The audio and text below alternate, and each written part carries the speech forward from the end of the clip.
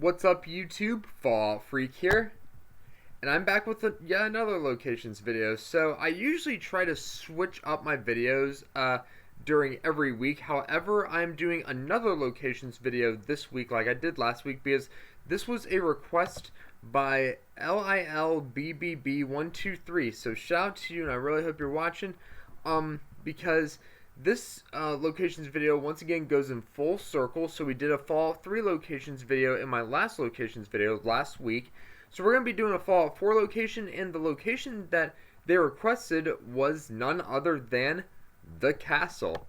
So without further ado, we are going to talk about the castle, and I will show you some pictures. So without further ado, let's get into the castle. The castle, also known as Fort Independence, is a location and potential settlement in the South Boston neighborhood of Boston in 2287. Background: the castle, originally known as Fort Independence, is a historic landmark in the Boston area dating back to the pre-Revolutionary period. The Granite Star Fort was one of the first forts in the United States and provided harbor defenses for the city of Boston. Since the Great War, the name of Fort Independence has fallen out of favor, as most residents of the Commonwealth refer to it simply as the castle. It served as the headquarters of the Commonwealth Minutemen until 2240, when the castle was partly destroyed by a gigantic Mirelurk Queen, and most of the Minutemen leadership wiped out. Their general at the time, McGann, was cut off from the battle early on when the tunnel to his quarters collapsed. While waiting for rescue, he secured the armory by activating its security. Eventually, as he ran out of supplies and conceded that help was not coming, he drank wine he found, easing his passing into oblivion. Rebirth. 47 years later, the Commonwealth Minutemen, under the sole survivor as general, can retake the fort by wiping out the Mirelurks that have since made it their nest. They can clear out the egg clutches and corpses and reactivate their communications equipment, returning a critical asset to Minutemen hands. Once this is done, Ronnie Shaw, an older member from before the castle's loss, calls the general back to open its west bastion and access its armory, giving the Minutemen access to their artillery once more. Layout: Fort Independence is a star fort consisting of 5 triangular bastions connected by walls. The walls are hollow and contain most of the fort's infrastructure, with only the workshop and the Radio Freedom transmitter in the courtyard and 2 ruined Minutemen artillery positions on top of the wall. The northwest and southwest walls have been all but demolished, and a sizable hole punched in the south wall as well, making the west bastion, which contains the armory, inaccessible except through the tunnels. The north bastion contains the kitchen, the east bastion contains the general's quarters and access to the tunnels, and the southeast bastion contains the barracks. The southwest bastion is completely inaccessible. The castle is initially occupied by a large group of Mirelurks, and piles of mud studded with Mirelurk egg clutches can be found all over the courtyard in all interior areas save the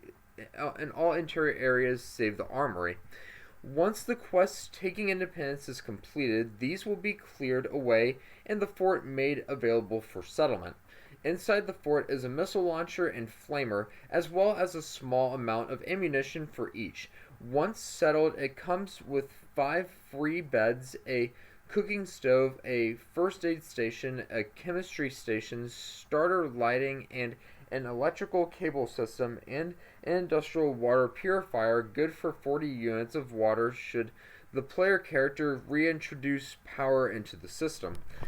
Inside the armory are a cache of heavy weapons, a weapons workbench, and an armor workbench, and 3 laser turrets, as well as 3 Tesla arcs that can be stored or redeployed elsewhere using the workshop menu.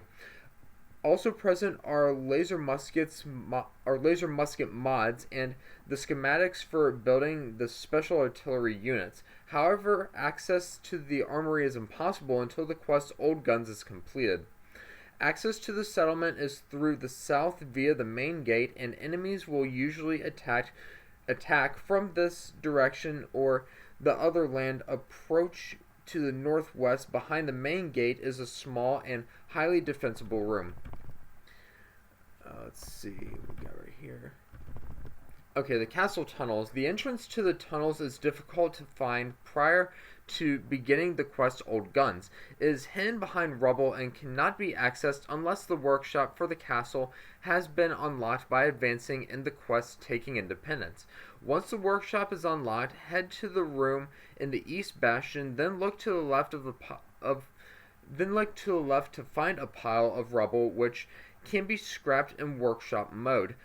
Upon scrapping this rubble, the stairs leading down to the door to the castle tunnels will be revealed. The tunnels are winding but essentially linear. Hazards include mines, explosive gas, radiation, and a turret. Storage areas are encountered first, then an area with a chemistry station and a generator, followed by a barracks with usable beds. Next is a locked security door guarded by a malfunctioning hostile sentry bot named Sarge. This door can only be unlocked by Ronnie Shaw via the nearby terminal during the quest Old Guns. Behind the door is a room with the corpse of General McGann and the exit to the armory in the West Bastion. Settlement information. The castle's courtyard is spacious with plenty of room for growing crops or constructing buildings if desired. There's also accessible open water to the north outside the walls of the fort, which can be useful for large-scale water production. Being a fort, the castle is already well fortified from attacks, which is helpful given that the area is prone to raids. There is also no junk that can be scrapped from building materials, so supply lines will likely be needed to supplement the castle's resources. The tunnels can be useful as an initial source of extra junk. So that is a little bit, or a lot of bit I should say, about the castle. I'm going to show you a picture of what the castle looks like. Let me get to my desktop.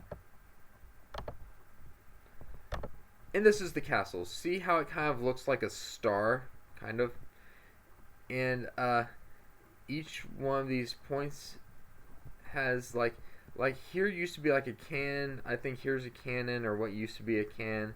And you got this radio antenna right here where you can broadcast to different areas in the oh, excuse me, that was a yawn.